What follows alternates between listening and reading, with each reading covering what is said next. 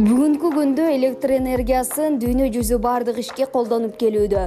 Өндүрүштө, айыл чарбасында, анын ичинде үй тиричилигинде, кийим жуусакта, тамак жасасакта, үй тазалап сыналгы көрүп, телефон чукуласак дагы деги койчу бардыгы электр тогуна көз каранды болуп калды.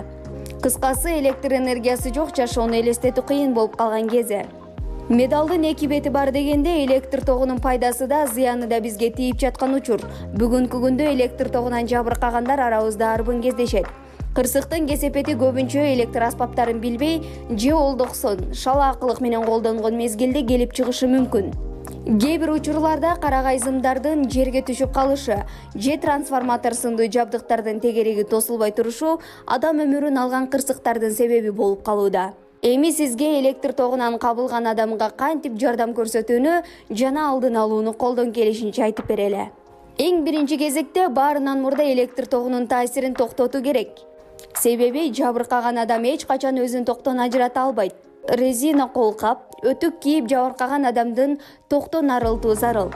Эгер ага мүмкүнчүлүк болбой калса, кургак чыгач менен адамга жабышкан зымды оолактатуу аракетин көрүү керек.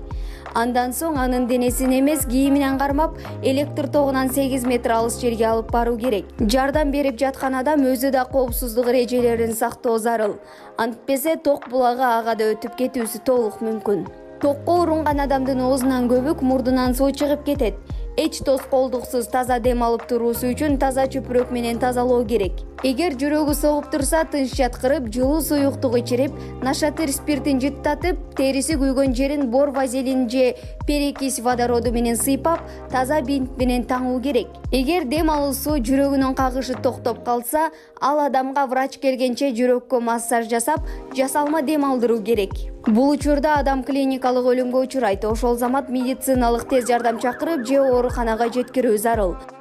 Токко урунуп эсин жоготкан адамды топуракка көмүү ыкмасын колдонуп, адам өмүрүн сактап калган фактылар эл арасында ушуга чейин болуп келген. Бирок бул ыкмага атайын адистер макул болбой келет. Себеби организм жерде бат муздап, көкүрөгү кысылып, дем алуу менен жүрөктүн иштөөсү начарлап, натыйжалуу биринчи жардам көрсөтүүгө болбой калат деп эсептешет. Анткени менен ток урган адамдын өмүрү ар бир мүнөт сайын 10% азаяры айтылып келет. Эгер 4 мүнөт ичинде алгачкы жардам көрсөтүлбөсө, өлүмгө учурашы толук ыктымал. Электр тогу менен иштөөдө эң биринчиден техникалык эрежелерди сактаңыз. Үйүңүздө электр точкаларын же чатырдагы зымдарды оңдоодо ток өтпөөчү шаймандарды колдонуңуз.